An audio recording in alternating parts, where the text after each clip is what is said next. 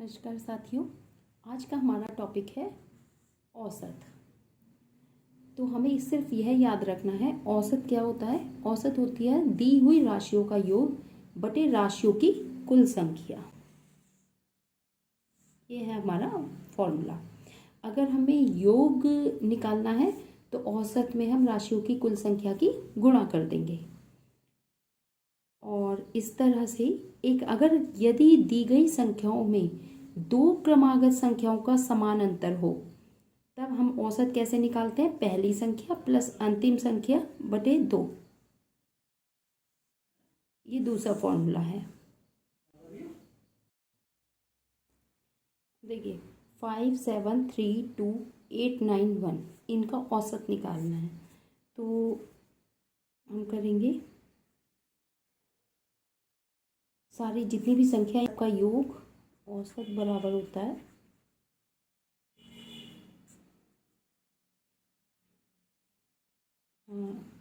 5 + 7 + 3 + 2 + 8 + 9 + 1 और अपॉन में कितना है, कितनी डिजिट है, 1 2 3 4 5 7। तो इन्हें आप जोड़ दीजिए 12 15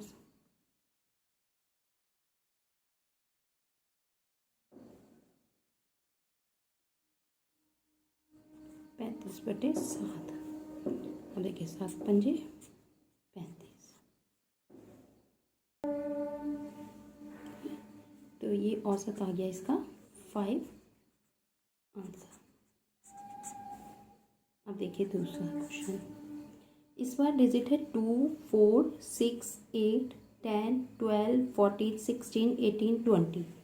अब अगर आपको याद हो, मैंने इससे पहले आपको एक चीज़ बताई थी कि यदि दी गई संख्याओं में दो क्रमागत संख्याओं का अंतर समान हो तो औसत क्या होता है, पहली संख्या प्लस अंतिम संख्या बटे 2। तो यहाँ पर अगर आप देखेंगे तो इनका जो अंतर है वो हमारा सेम है। तो जब अंतर सेम है तो हम क्या करते हैं, औसत बराबर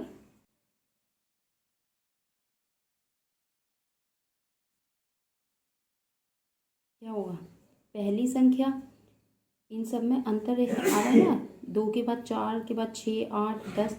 तो पहली संख्या क्या है 2 और अंतिम संख्या कितनी है 20/2 बराबर कितना हो गया 22/2 11। तो 11 क्या हो गया आंसर।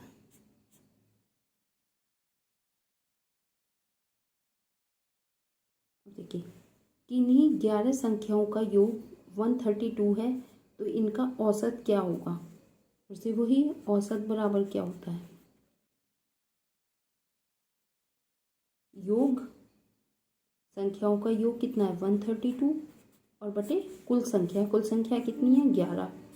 तो 11 एकम 11 और 2 बचे 11 दूनी 22। तो इसका औसत क्या होगा। अब देखिए 7 संख्या इस प्रकार है 5 23 18 21 3x 35 18। यदि इनका औसत 21 है, इस बार हमारे पास जो फॉर्मूला हमारा होता है औसत बराबर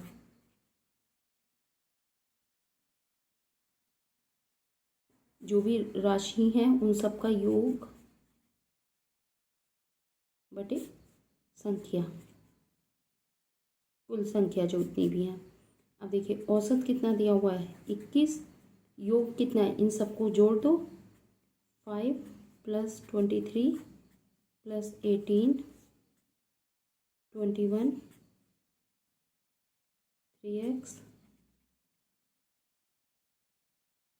18 बटे में कितनी संख्या है, ये इसमें शुरू में कहा था 7 संख्या है तो बटे 7। अब इन सबको जोड़ दो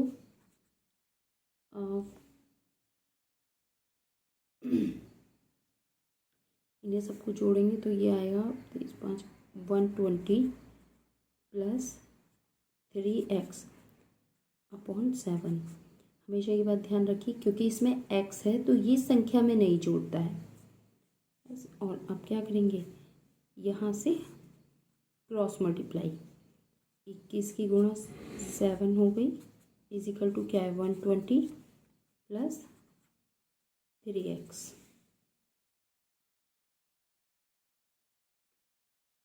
120 प्लस 3x।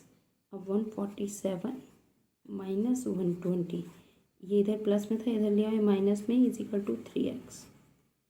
तो कितना आया 147 27 इजिकल टू 3x, और x इजिकल टू क्या, यहाँ पे 3 मल्टीप्लाई में है तो ये डिवाइड में चला जाएगा, तो 27/3।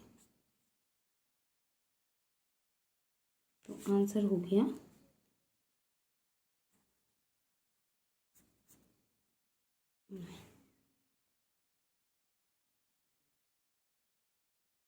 किसी परीक्षा में हिंदी, गणित, अंग्रेजी, विज्ञान तथा सामाजिक विषय में 65 औसत प्राप्तांक किया।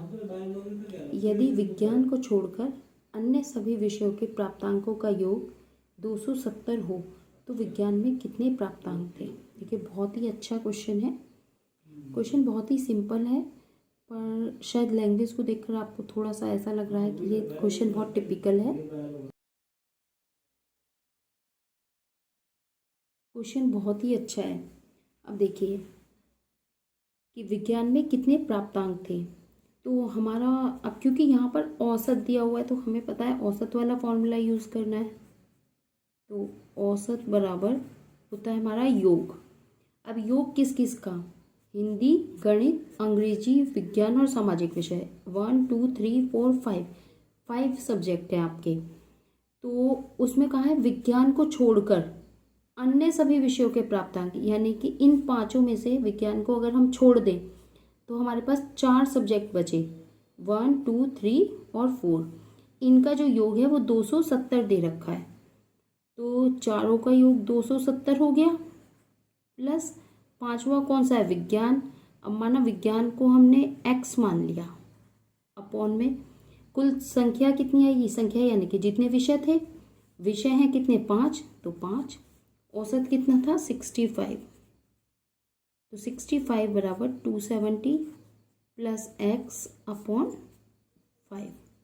अब 65 की 5 में मल्टीप्लाई करो तो 270 प्लस x, अब 5 पंजे 25 और 5 अंक 30 2 32, 270 प्लस x। अब ये इधर माइनस में लिया है तो 325 माइनस 270 बराबर x, तो x बराबर होगा 5, और कितना बचा आपका 12 में से 7 गए, 5 बचा 55। तो ये है आपका, तो विज्ञान में कुल कितने प्राप्तांक थे 55।